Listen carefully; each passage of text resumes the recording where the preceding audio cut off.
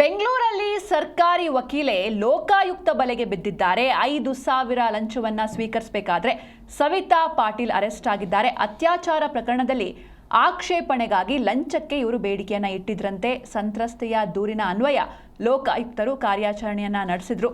ಬೆಳಗ್ಗೆ ಹಣವನ್ನ ಸ್ವೀಕರಿಸಬೇಕಾದ್ರೆ ವಕೀಲೆ ಸಿಕ್ಕಿಬಿದ್ದಿದ್ದಾರೆ. ಅರೆಸ್ಟ್ ಕೂಡ ಮಾಡಲಾಗಿದೆ. ವಕೀಲೆಯನ್ನ ಬಂಧಿಸಿ ಪೊಲೀಸರು ವಿಚಾರಣೆಯನ್ನ ನಡೆಸ್ತಾ ಇದ್ದಾರೆ. ಬೆಂಗಳೂರಲ್ಲಿ ಲೋಕಾಯುಕ್ತ ಬಲೆಗೆ ಬಿದ್ದಿದ್ದಾರೆ ಸರ್ಕಾರಿ ವಕೀಲೆ ಸವಿತಾ ನವೀನ್ ಪಾಟೀಲ್. ಲೋಕಾಯುಕ್ತ ಬಲೆಗೆ ಬಿದ್ದ ಸರ್ಕಾರಿ ವಕೀಲೆ.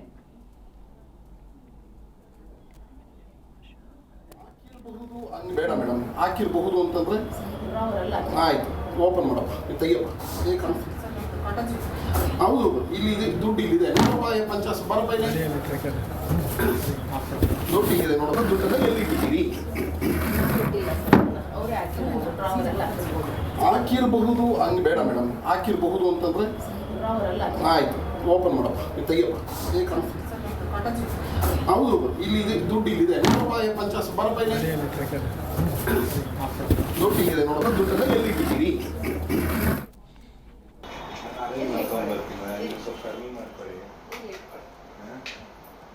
ಎಲ್ಲ ಇದು ಮಾಡಿಬಿಟ್ಟು ಅಲ್ಲಿ ಎಲ್ಲದ್ದು ಟಿ ಬಂದ್ಬಿಟ್ಟು ಏನು ಚಾರ್ಜಸ್ ಮಾಡಲ್ಲ ಅಂತ ಹೇಳಿದ್ರು.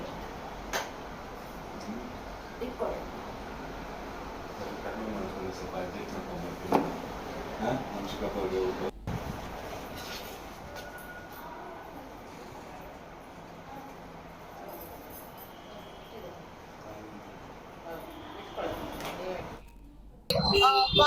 ವಿಚಾರಣೆ ಮಾಡಕ್ಕೆ, ಕೇಸ್ ವಿಚಾರಣೆ ಮಾಡಕ್ಕೆ ಹೋಗಿರ್ತೀವಿ.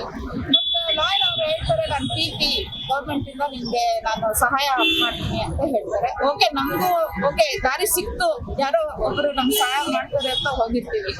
ಬಟ್ ಹೋದಾಗ ಅವರು ನನ್ನ ಕೇಸಿನ ಬಗ್ಗೆ ಮಾತಾಡೋದೇ ಇಲ್ಲ, ಬರೀ ದುಡ್ಡಿನ ವಿಚಾರ ಮಾತಾಡ್ತಾರೆ. ಫೈನಾನ್ಷಿಯಲ್ ಏನೇನು ಅವ್ರಿಗೆ ತಿಳಿದಂತ ಅದನ್ನ ಮಾತಾಡ್ತಿರ್ತಾರೆ ಹೊರತು ನನ್ನ ಕಷ್ಟ ಏನಿದೆ, ನನ್ನ ವಿಚಾರ ಏನಿದೆ ಅದನ್ನ ಕೇಳಿಸ್ಕೊಳಕ್ ರೆಡಿ ಇರಲ್ಲ. ನಾನು ಹೇಳ್ತೀನಿ, ಮೇಡಮ್ ನನಗೆ ಈ ತರ ಆಗಿದೆ ಅಂತ ಹೇಳಿದಾಗ FIR ಇದೆ, ನಾನು ಓದ್ಕೊಂಡಿದ್ದೀನಿ, ಅದನ್ನೆಲ್ಲ ನೀವು ಏನು ಬೇಕಾಗಿಲ್ಲ, ನಾನು ನೋಡ್ಕೊಳ್ತೀನಿ ಅಂತ ಹೇಳ್ತಾರೆ. ಅದು ಮೊದಲನೇ ದಿನ.